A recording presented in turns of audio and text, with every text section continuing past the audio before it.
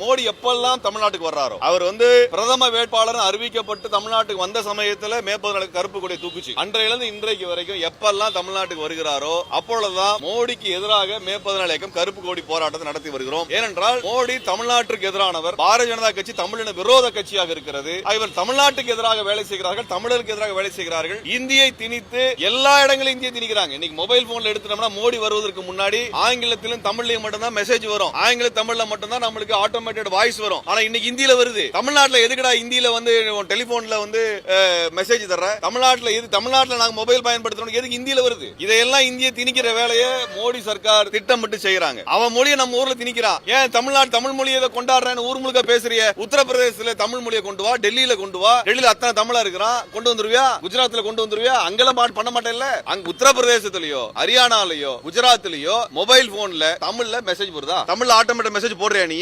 அப்புறம் என்ன தமிழ் மொழிக்கு பட்டு இருக்கிறதா எல்லாத்தையும் நடிக்கிற? இந்தியதுக்கே தமிழ்நாட்டுல மொபைல் போன்ல ஆட்டோமேட்டிக் மெசேஜ்ல வருது. தமிழ்நாட்டுல மெட்ராஸ்ல இருந்து சென்னையில இருந்து மதுரைக்கு போற பிளைட், கோயம்புத்தூர்ல இருந்து சென்னைக்கு வர பிளைட், தூத்துக்குடிக்கு போற பிளைட் எல்லாத்துலயுமே ஹிந்திலையும் இங்கிலீஷ்லயும் மட்டும்தான் செய்தி சொல்லுவாங்களாமா. இதெல்லாம் தமிழுக்கு இடம் கிடையாது. தமிழன் தானே சென்னையில இருந்து தூத்துக்குடிக்கு போறான், மதுரைக்கு போறான், திருச்சிக்கு போறான், கோயம்புத்தூருக்கு போறான். அவனுக்கு ஏன் தமிழ்ல இந்த மோடி சர்க்காரால விமானத்துறையில ஏன் தமிழை கொண்டு வர முடியல? அப்ப தமிழுக்கு எதிராக எல்லா வேலையும் செய்கிறது. ஆனா உலகம் தமிழை பேசுறேன்னு சொல்றது. அவர் தமிழையும் ஒழுங்கா பேச தெரியாதால் இப்படிப்பட்ட தமிழர்களுக்கு எதிராகவே எல்லா வேலையும் செய்யக்கூடிய மோடி சர்க்காருக்கு எதிராக, மோடிக்கு எதிராக தொடர்ச்சியா கொடி பிடிப்போம். மோடி அரசோடு கூட்டணி வைக்கக்கூடிய எந்த கட்சிகளையும் நாங்கள் எதிர்த்துதான் நிக்க வேண்டிய இடத்துல இருக்கு. ஆனால் மோடியை ஆதரிக்கக்கூடிய எவரையும் நாங்கள் ஆதரிக்க முடியாது என்பதை சமயத்தில் தெரிவித்துக் கொள்கின்றோம். இலக்கியத்தால் ஒன்றுபட்டு உன்னை போன்ற மக்களே வரலாற்றை படைப்பார்கள்.